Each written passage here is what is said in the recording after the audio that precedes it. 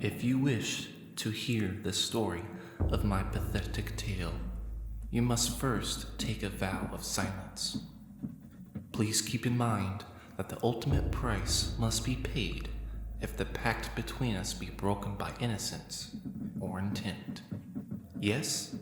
Well then, let us begin. My grandfather, Richard Vilar, made his mark upon this wretched world through archaeological study and exploration.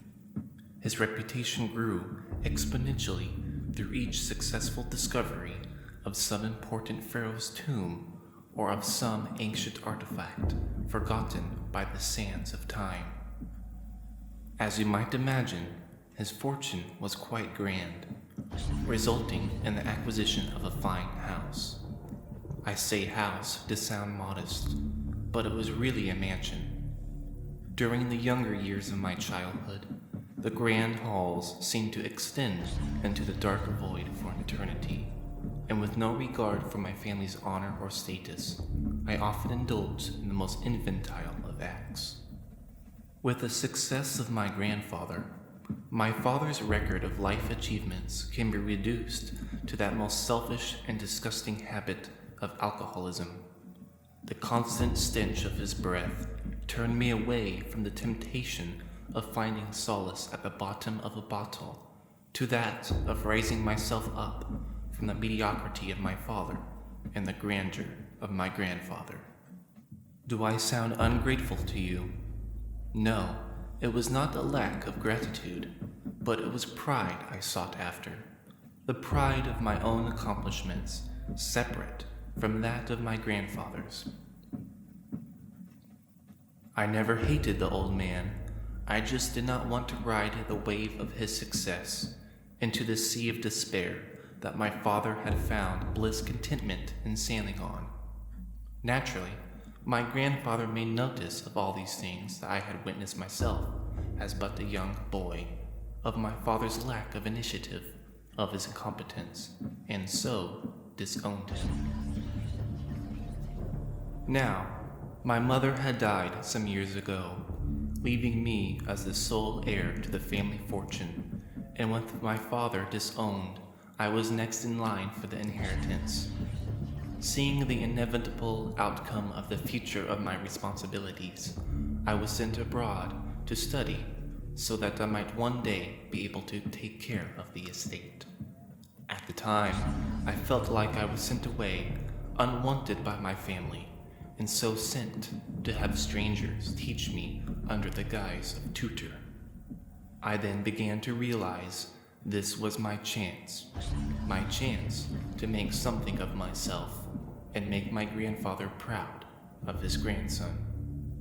Over the course of the next decade of vehement study in rich countries of history like that of Egypt and China, I received a letter.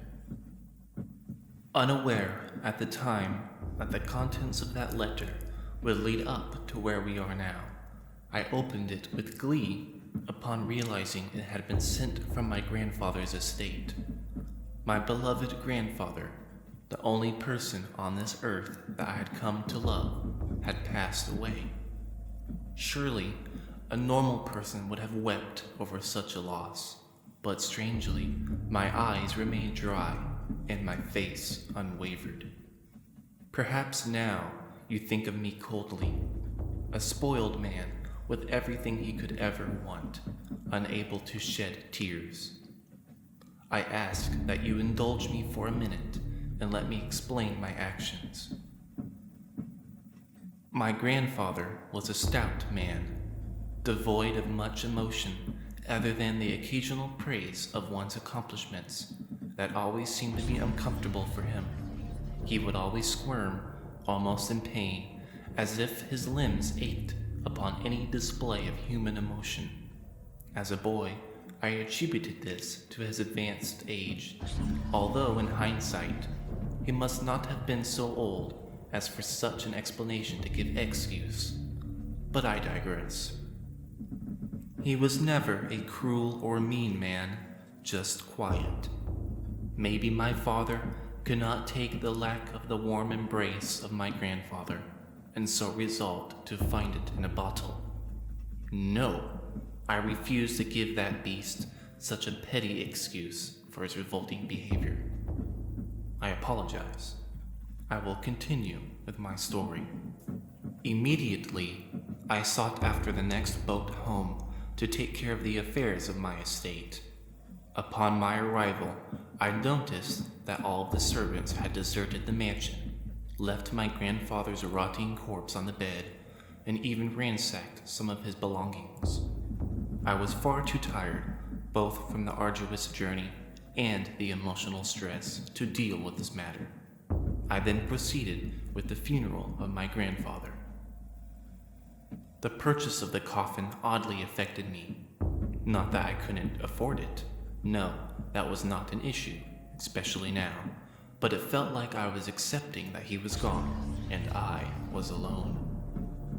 I resolved to quickly shake off these weak emotions, and so proceeded onto my carriage for home. It was a little bit late into the evening now. The sky was starting to turn a crimson red, resulting in a pinkish glow over the face of the mansion. As I walked up the marble steps onto the balcony, memories rushed back to me suddenly. Years had passed since my last being here, and it was a time filled with the innocence of childhood and the presence of my grandfather. It was now that I began to weep, free from the glaring orbs of my peers and the gossip of my enemies.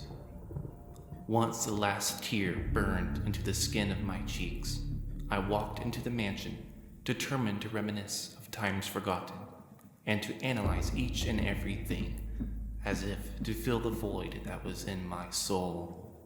The hallways immediately made themselves known to me, a bit smaller now that I am a grown man, but just as dark. The walls still have that dark red wallpaper, when reflected off of by candlelight, gave off a reddish hue in the hallway, which then produced a shadow outstretched from the candle holder's body all the way down the lengthy corridor. This made me somewhat uneasy, still plagued by the childish fantasies of ghouls and monsters hidden in the darkness. Once I gathered up the courage to pass down the hallway, I was met by a solitary chair, situated at an angle to that of the grand fireplace in the living room, which many a night my grandfather had spent smoking his pipe and reading a large book. As a boy, I don't remember what the book was about, but whenever my grandfather started to read it, his eyes would glow with an unfamiliar light, a light of joy and contentment.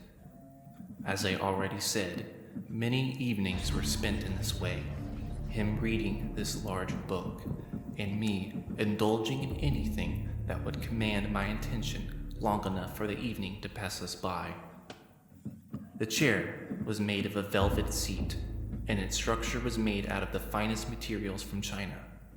I then began to sit down in this chair of nostalgic memories, and fell into a trance, staring into the unlit fireplace.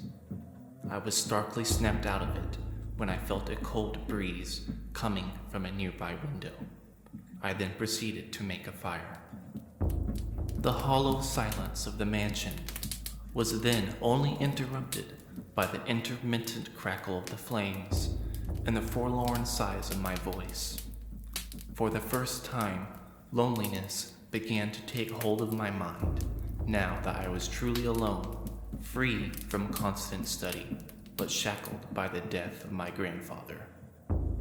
With my senses now made sharp by the stimuli of sorrow and grief, I took notice of a mask hanging above the fireplace.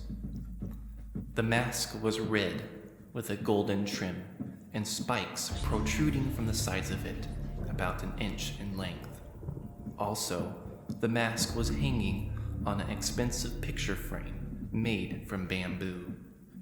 Seeing this, I made the assumption that the mask was an artifact discovered by my grandfather in China as evidence of the bamboo frame and the Asian color palette of the mask itself. Curious, I snatched the mask away from the frame and placed it onto my face. Almost immediately, I felt a strange rush of air blow about me, not startling, but almost comforting. My grief started to fade away with each passing second, and the frame of my body felt heavy with fatigue. With this weight upon me, I returned to the velvet chair with the mask still on, and then fell into a trance-like slumber. It must have been short-lived, because upon my awakening, the room was still lit up by the flickering shadows created by the fire. One thing caught me off guard, though. The mask was back up on the frame, as if I had never touched it. My mind, still clouded in a drowsy mental state, I decided that I must have put it back there before going to sleep. With this anomaly rationally explained, and the question of my sanity put to rest, I went to the kitchen to find something to eat in order to quell the magnitude of my hunger. I began to notice that I was more tired now than before I had taken that nap, and the stability of my mobility was staggered at best. Again, determined to remain sane, I attributed this to the fatigue and stress of the day and continued with the task at hand. I stumbled into the pantry, which had already been ransacked by the servants, and found nothing to satisfy my desire. I then went into the cellar, where we had kept some of our perishable foods from getting too rotten due to the cooler climate there. As I descended down there, hunger began to fade away, and something else gripped my undivided attention. It immediately became obsessive, almost like a lunatic convinced of his sanity. How can I explain it to you? Imagine having an insatiable desire, but nothing so trivial as having a bite to eat. It is more of a forbidden desire, a desire made desirable by the very nature of it being something not accepted by society. Not unlike Adam and Eve in the Garden of Eden, I became completely consumed by that one human craving. The craving of having what you know you should not have.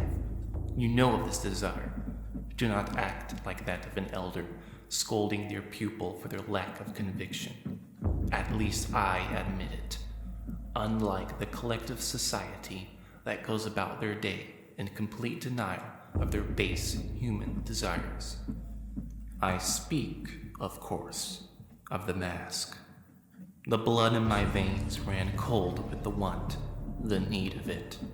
With a sudden burst of energy, I sprinted back into the living room where my precious mask was kept and proceeded to, place it upon my face. Like a starving man, suddenly presented with heaps of ambrosia, I was filled to the brim with unbridled joy at the comforting effects of this mask. Almost like a drug, the effects I felt when wearing it were those of a heightened sense of awareness and a numbing of the mind and body.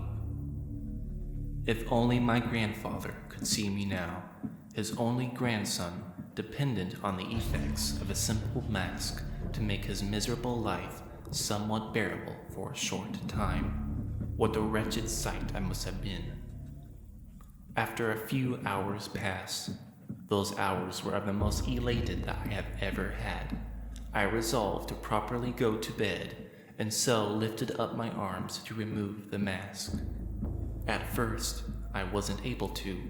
It felt like the mask itself had become part of my being. Quite ridiculous. I thought there must be some sort of lever or switch to press in order to remove it that I had not noticed on the first occasion. I went to explore the mansion, hopefully to discover a mirror to enlighten the answers to my current struggle. To my dismay, I could not find a single means of reflection in the whole mansion, let alone a mirror. What an oddity. I had never noticed this phenomenon in my childhood, nor did I presently, until I was plunged into the scenario. Panic and claustrophobia began to set in, taking over the past feeling of euphoria, thus morphing into my present state of horror. With blind rage, I attempted to pry off this terrible temptation with all the force I could muster. Almost embarrassingly, the strength I once had great confidence in was mediocre at best. It was almost as if the mask was draining what little amount of life I had left that was beating in my chest. Once my state of a wild beast subsided a bit, I remembered there being a small pond near our house. Praying to find a semblance of a reflection to reveal my current state, I rushed to it, fueled only by my desire for survival and the instinct of my body as to the origins of the pond. When I came upon the pond, I apprehensively gazed into it. I was met with a horrid appearance that could spark the flames of superstition, myths, and lore into even the most rational of minds. I had aged nearly 70 years in the course of one evening. How could I tell with the mask on, you ask? So ancient was I that even the fat of my limbs sagged, and what was left of the hair on my head glowed gray in the full moon's light. Overcome by sorrow regarding the state of my bodily frame, I descended into despair and wept. Eventually, I was able to collect my thoughts and took notice of something else in the reflection. Text began to take form over the surface of the water and gave an ominous message to the unfortunate soul that was myself. It read that whoever is cursed with the mask will be met with a short-lived feeling of joy and elation, but will soon be met with misfortune in the form of advanced age and doubly cursed with imprisoned lips. For those who disclose the facts of this message will be met with death and the eternal curse of that person's bloodline. Even as I write this to you, dear reader, I can feel my life slipping away slowly. The light in my eyes begins to fade, and my tortured body resembles that of a rotting corpse. I leave this sad world, hoping that you can make a difference. Do what I could not. Resist the mask and hide it, bury it, conceal it forever, lest another poor soul be plagued by the mask of Vilar Manor. Just remember, you promised to keep this a secret, unless you wish to have your life end as mine did, alone, in pain, and ultimately forgotten. The origins of my insanity date back to when the sun itself was but a babe, and the earth on which mankind walks had not yet been formed. Among the cosmos, a terrible creature sits, watching over the insignificant lives of its subjects. I do not know whether to call it a god or a demon, for the omniscient being has a history of being both malevolent and benevolent. According to the myths and legends from many ancient tribes of yore, this creature has the ungodly ability to steal the faces of those that are unlucky enough to lay their mortal eyes on it. I had spent my entire life traveling the world trying to find evidence that this creature ever existed. Egypt, China, Italy, Brazil, all of these places and more each had some sort of document, however insignificant, of a face-stealing deity. Italy, more specifically Rome, possessed one of the more detailed manuscripts of the monster. The Romans had many gods, and demons of course, but this was a creature they did not worship. So terrified of it were they that they destroyed almost all history of the thing, save one. The manuscript I found was written on ancient papyrus, suggesting that some of the lore the Romans discovered might have hailed from Egypt at the time. The Romans called the creature the Face Stealer. The manuscript went on to explain the details of the creature. Having seen it myself, I can tell you that they were quite inaccurate, but I will get to that in a moment. The months that followed my discovery of the document were of a restless quality. Nightmares haunted my nights, and hallucinations my days. Going on in this torturous manner for about 7 months, I fell into a deep sleep, and I saw it. As real as any nightmare-filled dream can be, I bore witness to the Face Stealer's disgusting magnificence. Pale in complexion and foreboding in stature, this monster possessed no face of its own. Its nose, flat and similar to that of a bird's. Its mouth, smooth and formless. Its eye sockets, black and an internal void. As I stood among the infinite void of my dreams, looking into every detail of the monster's unholy frame, its features began to change. Slowly, its face morphed into the shape of a man's. Its nose, now smelling, its mouth, now smiling, its eyes, now staring. The horror that now stood before me, once a grotesque and gangly creature, now possessed the detailed qualities of my face.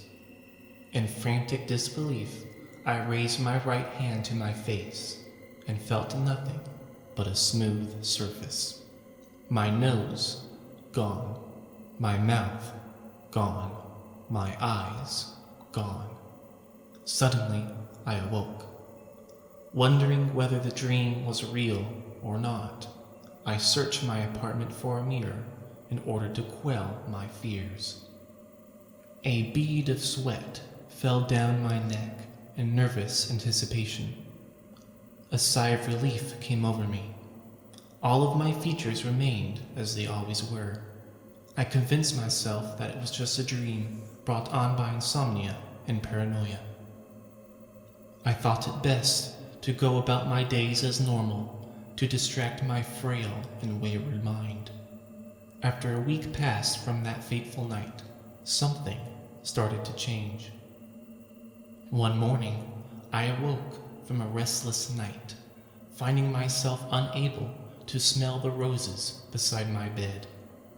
Attributing this to my history of allergies to assuage my fears, I then went to wash my face as I do every morning.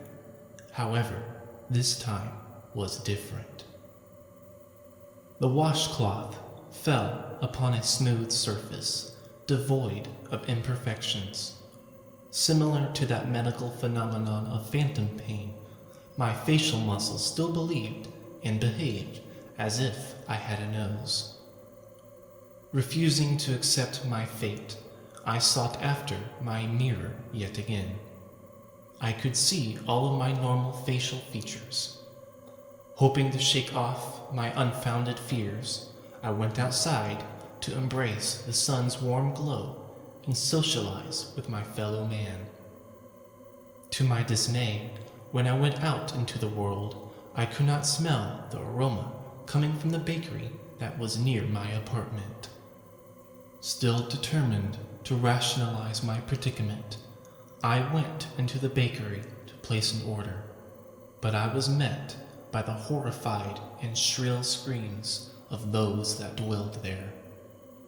As if they had witnessed some sort of terrible monster, I hurried back to the safe haven of my lonely apartment. Confused, distraught, and depressed, the sweet solace of sleep overcame me. Upon awakening, I suddenly realized I was famished. Failing at procuring some nourishment from the previous day, I searched the contents of my fridge and found nothing but a singular apple. Content in having such a simple meal due to the severity of my hunger, I immediately went to eat the religious symbol of man's fall, However, there was no orifice available for the consumption of my humble meal. I sought after my mirror a second time, and yet again, all was still there. My meager adventures outside of my cursed dwelling were met by even more vehement screams than before. Drowsy from these mental strains, sleep was once again the soothing drug that I willingly participated in. For what was to be my last morning, I awoke, finding myself in complete darkness. My sense of smell, taste, and sight were gone. Only sound and touch remained with me as some sort of twisted joke. Panic quickly overcame me. Every sound became a horrific taunt, vibrating inside of my ears, unable to sing its praise. Everything I touched, unable to witness its beauty. My face was gone, and with it, my sanity. I leave this world the same way I came into it, alone and penniless. Are you sitting in a chair as you read these words? I advise you to seek comfort elsewhere, for the story that I am about to share with you will plant the seeds of doubt and fear inside of your mind. Are you ready? Are you comfortable? Hopefully you heeded my warning, and you are now nestled in a bed, or standing, or perhaps even pacing. This is not my story. No, it is the story of a certain man that became infatuated with a young noblewoman. He and his ancestors had been the carpenters for this noble family since 1583, building their mansion's furniture these past 3 centuries. The young noblewoman was kind and fair to her subjects, perhaps too kind, for the craftsman mistook her generosity toward him as an amorous act of forbidden love, for you see, he was but a lowly carpenter to her. One day, she requested of him an armchair, made of the finest of fabrics, and hoisted up by 4 legs made of sturdy oak. He worked tirelessly on this project for months on end, almost as if he treated this chair as a symbol of their imagined relationship. Unfortunately, something disturbing entered the craftsman's twisted mind. When finished, he cut out an opening in the back of the chair large enough for a human being, causing a spacious orifice to reveal the innards of the chair. He then crawled inside of the chair so that he might spy on the woman as he hid inside. It was somewhat uncomfortable, for his body was between 2 boards, of which was where the sitter would lean back into to find comfort. Also, the amount of space was limited, for if he had taken into account the frame of the human body, the size of the chair would have had to be ridiculously large. Cramped in such a state, his face, more specifically, his nose, protruded into the back of the chair, resulting into a most ominous observation. To the keen eye, one could see the facial outline of a man embedded into the chair's back. As you might imagine, this graced, or more accurately put, cursed, the sitter with an eerie sense of being watched. Of course, both you and I know this to be a fact, but the poor noblewoman was unaware of her fanatic lover that lurked inside of the armchair. When the chair was finished, her servants carried it to her chambers, where she had it strategically placed so that the warmth from the fireplace was comfortable in the frigid winter, but near a window for the cool breeze in the summer. It was plain to see that this was the finest piece of furniture in the room, and was indeed a work of art to behold. Let me now describe the thoughts and musings that possessed the noblewoman as she found solace in the chair's affluent embrace. In the mornings and afternoons, she felt relaxed, but in the evenings, when she was alone, brought about a sinister sense of being spied on. What's more, a small bump along the top of the back of the chair made her neck ache whenever she sat there. Moreover, she complained that someone had been stealing her papers from her desk. She also complained of the faulty feature of the chair to her servants, hoping to have this annoyance removed by the original carpenter. But word soon reached her that the man who had made the chair had gone missing. Deprived of their only carpenter, she tried to ignore the protrusion for as long as she could. That is, until madness took hold of her mind. She became anxious, deprived of sleep, and her senses dulled.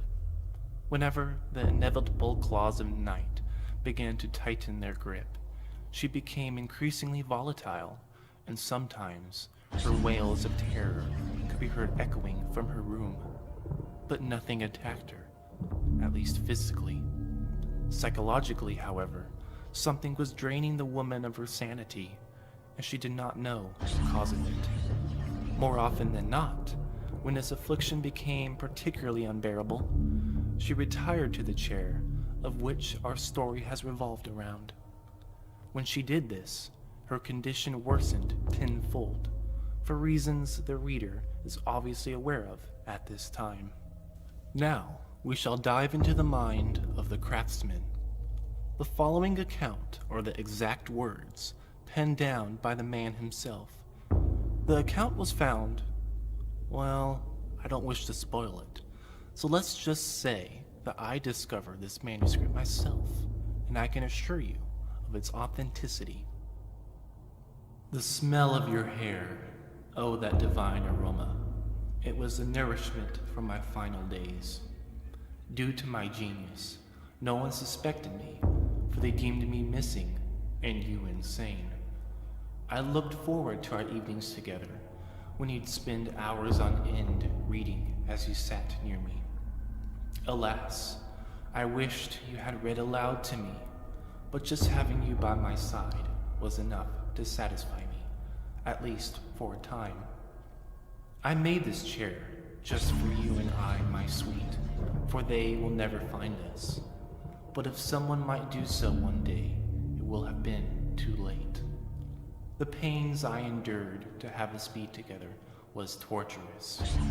Luckily, I had some time between the arrival of the servants at 7 and the general public's presence at 10 until our time together to emerge from my hiding place and record these words down onto paper. It made me nauseous, however, to hear of your arranged betrothal to that cretin, Mr. Kingston. The details of the wedding, how many guests to invite, when to have it, where to have it, what designer dress, what matter of cuisine, it sickened me to my very core. It took all of my willpower not to jump out of the chair and shout out to everyone of our love for one another. But, gentleman that I am, I did not wish to embarrass you. So, I remained hidden until the night before the wedding. I couldn't let you be chained in a loveless marriage to that lummox for the rest of your life. So I decided that you and I would live together, forever, inside of this chair that I made especially for you. Yes, this will be our home and our coffin. I waited patiently until you fell asleep to relieve you of your suffering by giving you the gift of eternal slumber with me. It was simple. It took little effort on my part to take your life away. You must have realized that I did it for us. Yes, that's why you made it so easy for me, why you never fought back, why we will be together for the rest of our mortal lives and beyond. This is where his disturbingly veiled words of deranged affection ended. After the noblewoman was murdered, 30 years later, when I inherited a chair from my grandfather, Mr. Kingston, that I made the gruesome discovery of 2 corpses inside of the fabled chair. Clasped between the corpse's rotting hands was the account previously mentioned above. I can only guess that one of the bodies belonged to our man, the craftsman, and the other to the noblewoman. Her limbs were folded and bent in such a way that what was once conceived an impossibility for two humans to fit in such a grotesque, intertwined amalgamation of flesh was disturbingly successful. In a way, he was right. They had spent 3 decades in secrecy together, free from the prying and judgmental eyes of others.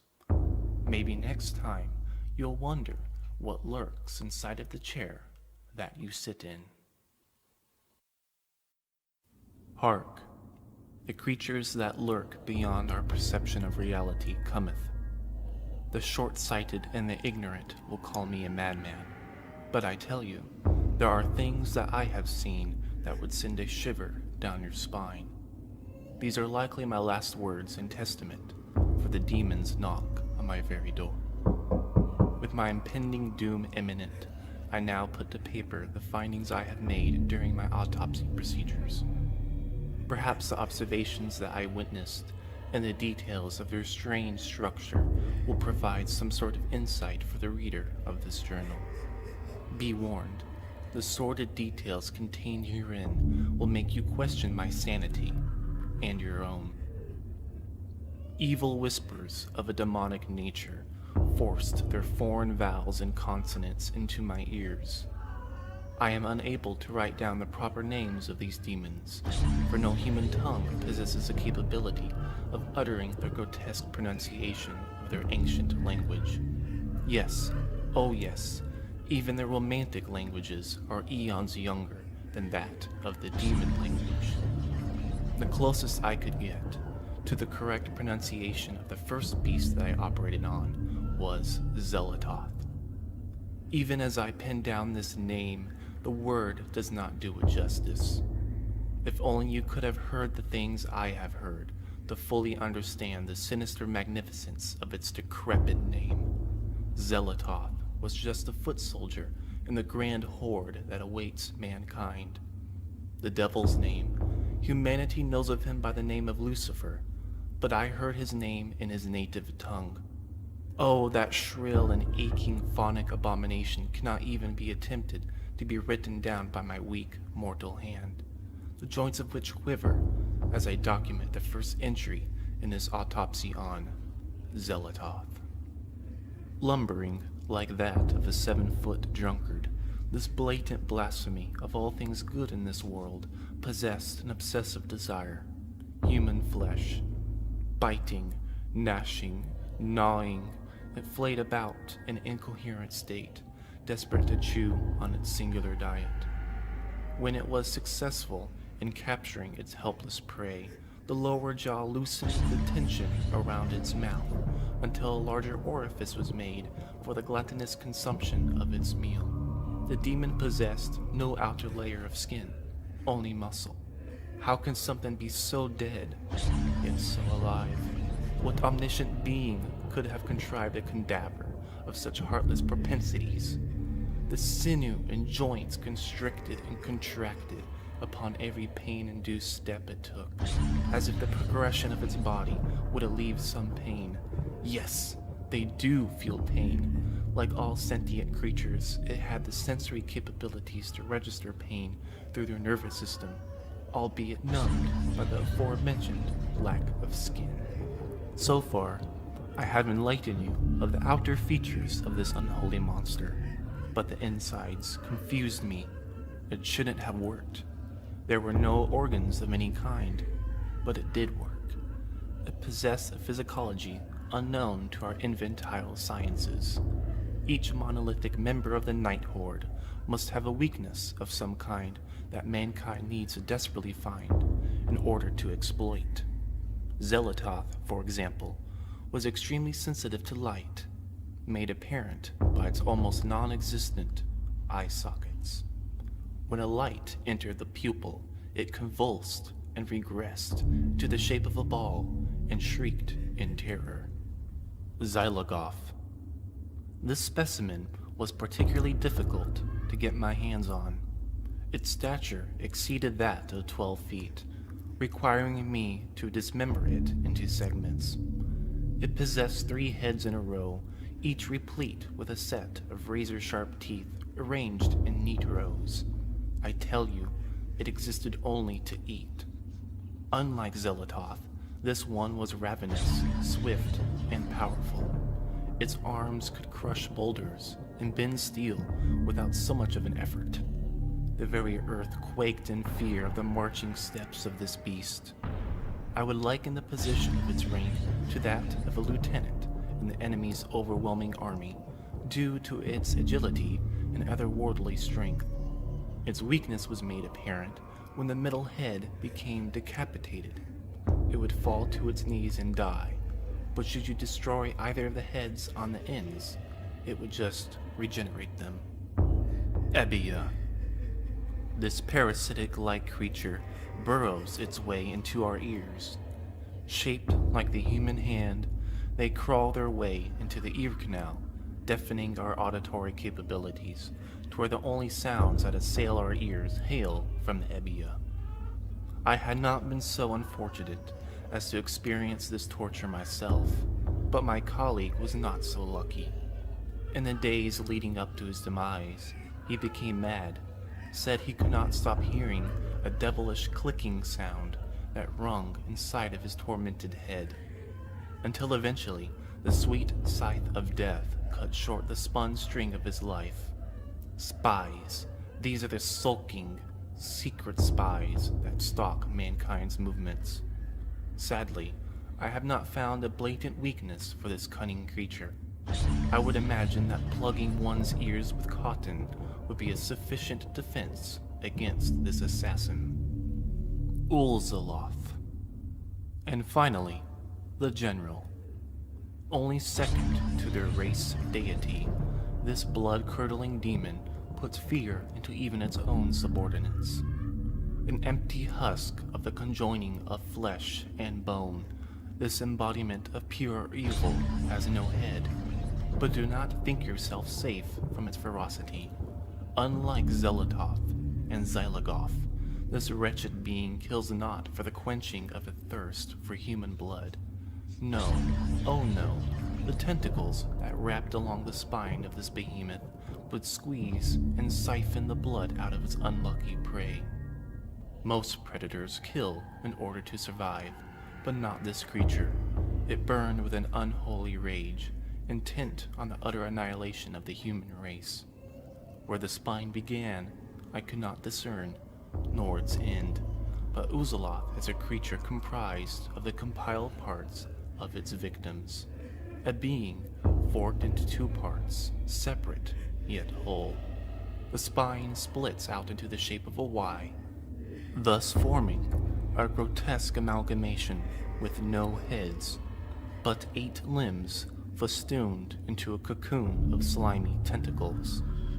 Somehow, without a head to house vocal cords, it shrieked like a cacophony of tortured voices, blending dozens of simultaneous guttural noises into an unholy symphony of sounds.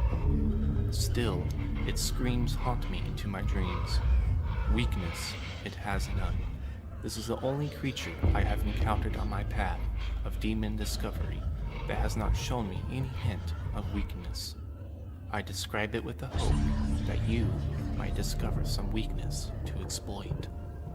As I scribble these warnful words of the coming apocalypse, the screams of my fellow man assail me, and the door to my room gives way to the force that lurks just outside. The pustulant rot of an entire city's citizens, the gutters overflowing with tears, and the blood-stained sidewalks. All of this signals the beginning of the end. I tried to warn them of the coming age, but they thought me mad. You understand, don't you?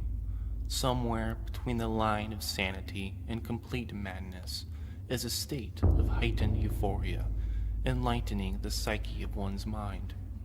A state of being where you are not blinded by madness, nor bathed in the light of skepticism. This is where my soul resides, a place of enlightenment. Humanity is being judged, and this is what happens to those that are inherently wicked. We must resist and fight for our survival, lest mankind be made a footnote in the story of this world. The collection of horrors I have witnessed and described in this journal are the executioners, and we are the prisoners. Goodbye, and good luck. What is a conscience? Is it something imagined by those who wish to be shackled by morals, or is it something greater?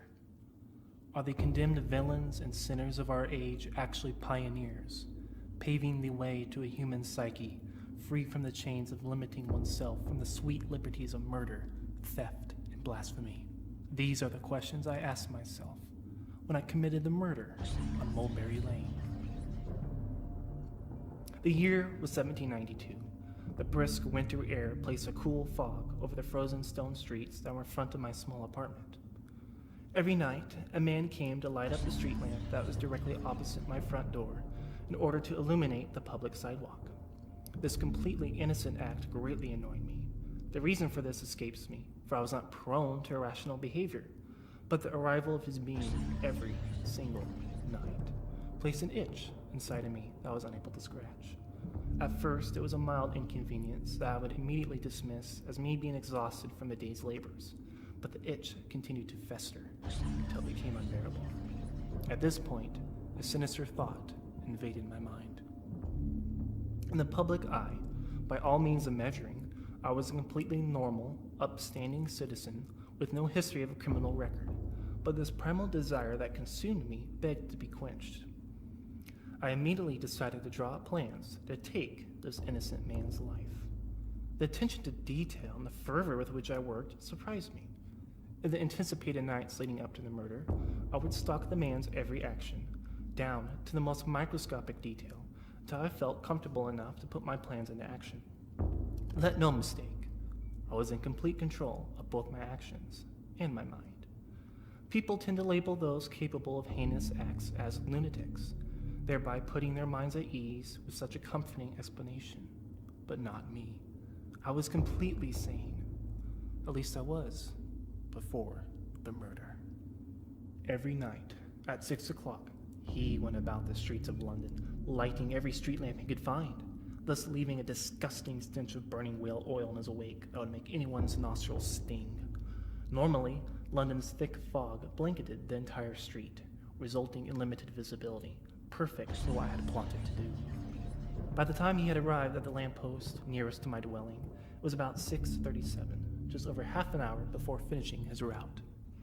I then came to the conclusion that I must commit the act somewhere between when he starts his rounds and when he is near my place of dwelling. The sudden disappearance of my prey near my address would not bode well for me, so I decided to do the deed around 6:25 in the evening. Around this time, he was usually a few blocks away from my apartment, indulging in a short respite by sitting on a bench. The bench was facing towards a row of buildings, each filled with families poor, young, old, agile, and doddering. With such a diverse pool of potential witnesses, I thought it best to lure my victim away from the bench into a more suitable area for what I had plotted to do. But what was the best way to go about it? I spent most of my evenings prowling the area directly behind the bench for a perfect place to both take the man's life away and dispose of it. With a lantern in my hand, I explored the land with the most heightened sense of awareness that made me feel almost proud of myself. I began to relish the details of my carefully laid plans. Never had I engaged in something in my life that commanded my undivided attention for such a long period of time to where it made me feel excited. I was anxious to finally be rid of that itch, but the waiting, the plotting, the stalking, all of it gave me some relief from it for a time. Now, behind the bench, there are hardly any trees to conceal my presence, but a little ways out through a grassy field, there is a small cave. I made my way into it, holding up my lantern to reveal whatever might be lurking in the depths of the darkness. This was only met by the echo of my voice and the occasional screech of a wayward bat. This was perfect. I could bury the body inside the cave. No one would think to look there. The question that I now faced was how to convince my prey to go into such a dark, dank, and frankly horrifying place. To reiterate, I hardly know this man, nor does he of me, since I took great measures to make sure my presence was concealed from him. Probably the best course of action for me to take is to befriend him, make him trust me, and when his guard is down, somehow convince him to explore the cave with me. But it seems counterproductive, at least to me, to befriend the creature you plan to butcher. So eventually I decided to read a book on this bench every night, from 6 to 7 o'clock, so that the man would instinctively assume this my pattern. At some point, we would sit together, side by side, and when the moment is right, I would kill him. I thought it best to drug him first with a chloroform rag to discourage any loud screams from arousing the neighborhood, and then drag the body into the cave. Flawless! With these plans etched into my mind, I felt a sense of accomplishment and pride. Over the course of the next few weeks, I put these plans into motion. Each second I spent putting to work my ingenious plan were the most delicious moments I'd ever felt in my life. It wasn't unlike a painting. The painter spent countless hours figuring out what he wanted to paint and how to do it. And when it was time to put his brush onto the canvas, he would feel proud of what he had created when it was done. Except in my case, my brush was a knife, and my canvas, a human being. All of these emotions flooded me in the moments leading up to the murder as I sat on the bench. Like I planned, it was about 6:30 in the evening, and I could see a figure in the fog holding a lantern. It was my prey. I was almost happy to see him. Attempting to hide a mischievous grin on my face, I buried my nose into my book as the man lit the lamppost next to the bench. I extended my usual friendly greeting, which was received by an affirming grunt, and then I thanked him for lighting up the area so that I might be able to read my book. Of course, I had no interest in the book whatsoever, just in him. After he sat, laying his head over the back of the bench, resting his strained eyes, I pulled out the chloroform rag that I had folded into the covers of my book. With this, I covered over his drooling mouth. Unsuspecting a thing, his arms fell loosely over his lap, thusly indicating to me that he was properly knocked out. Confident in the secrecy of the deed, I proceeded to drag the body into the cave as I was veiled under a heavy fog. The weight of the body, along with that infernal internal itch, started to aggravate me, especially now, as I was in the heat of the moment. Even the most sophisticated and prepared of minds are susceptible to the occasional feeling of anxiety and panic. In a blind fit of anger, I dragged the body into the cave as fast as I could, and then proceeded to stab him many times until the blood started to drip off of my face. That was it. I had done it. I cut the soil with my hands and buried the body. I expected to be rid of that itch, but still, it lingered. I thought that maybe a good night's rest would fix it, so I burned my stained clothes, washed my face, and went to bed. However, sleep escaped me that night, not from a guilty conscience, but from that horrid internal itch, and what's worse, my ears started to ring incessantly. Assailed constantly by this barrage of bodily pain, in a desperate attempt to assuage it, I rushed back to the scene of the crime. I was fueled by the fantasy that my secret might be discovered by some curious child or brave adventurer, which would somehow lead the trail to me. I could not get caught, not with all the effort I put into planning it. Upon my arrival there, I dug up the evidence, dismembered each limb in order to disperse the load, and spread each arm, each leg, and even the organs into their own hole. Even if one part were to be discovered, surely they can't trace an arm or leg back to me. After a restless night, I awoke the next morning, almost expecting to hear a knock on my door regarding the disappearance of that man, but it never did. I went about my day as I normally did, as if nothing had happened the gruesome night before. The ringing in my ears was a bit quieter today, which made conversation much more enjoyable. I noticed that my gaze would occasionally stray in order to look at the cave where only I had known housed a dark secret, but this was interrupted by this peculiar internal inquiry. What was the man's name? I had not noticed, nor did I care what the man's name was, or even whether he had a family or not. Such a thing for me to think about confused me greatly. I shook my head, as if to shake off the thought, and walked home to finish off the rest of the evening reminiscing of last night's success. As I walked down the street headed toward my home, the sun started to set, signaling the ensuing night. I couldn't help but laugh. I almost felt a hint of remorse over the death of my latest project.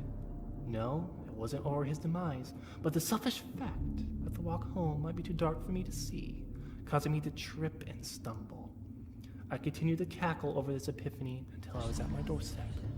I walked in, sank into my chair in front of the window facing the street's lamppost, and relished in the fact that he was not coming to light it up this evening. I was ready to see the finished product of my painting, until it happened. That same man, the man I had murdered the night before, was walking up and down the street with his lantern. Perhaps a ghost or apparition plagued my fatigued vision. No, that couldn't be true. The other neighbors were interacting with him. The ailments that haunted me now increased in their intensity tenfold. There was no mistaking it. After having spent the last month studying his every movement, this was the same man. Now I questioned my sanity. I opened my door and ran to the cave to unearth the corpse, but there was no trace of it anywhere. Tormented by that wretched ringing and that horrible itch, I spiraled into a state of utter despair. Was it all a dream? Or was it all a nightmare?